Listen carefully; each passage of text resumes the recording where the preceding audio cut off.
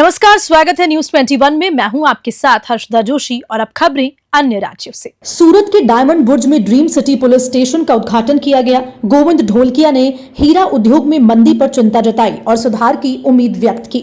सूरत के डायमंड बुर्ज में dream city police station का उद्घाटन हुआ, जिसमें मुख्य अतिथि जल मंत्री सीआर पाटिल, गृह राज्य मंत्री हर्ष संघवी और सूरत पुलिस कमिश्नर अनुपम सिंह गहलोत उपस्थित रहे।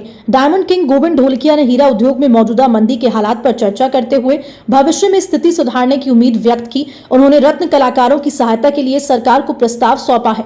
ढोलकिया ने 100 से ज्यादा डायमंड बसों के कार्यालय खोलने की घोषणा भी की। ड्रीम सिटी पुलिस स्टेशन खुलने से व्यापारियों और बहुमूल्य हीरों की सुरक्षा सुनिश्चित की जाएगी। सूरत से भावेश राणा की रिपोर्ट।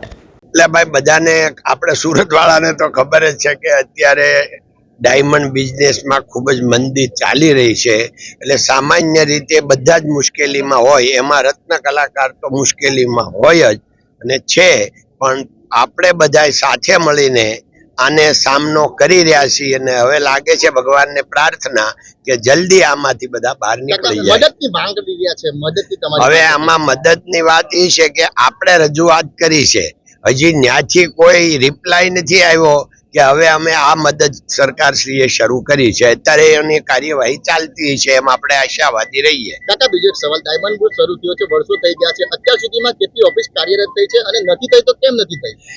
એમાં એવું છે, હમણાં આપણો પ્રશ્નનો જવાબ તો આવી ગયો કે બજાર માર્કેટ જ વીક છે, બધાને આવવું છે, ધંધો કરવો હોય તો નવો ધંધો વધે તો ઉત્સાહ હોય ને આવે, એટલે જે લોકો આવ્યા છે 101 જણા, એ લોકો ધંધો કરે છે ને પાછા 21 તારીખે બીજા પાછા લગભગ 101 ઓફિસ આવે છે। ધન્યવાદ।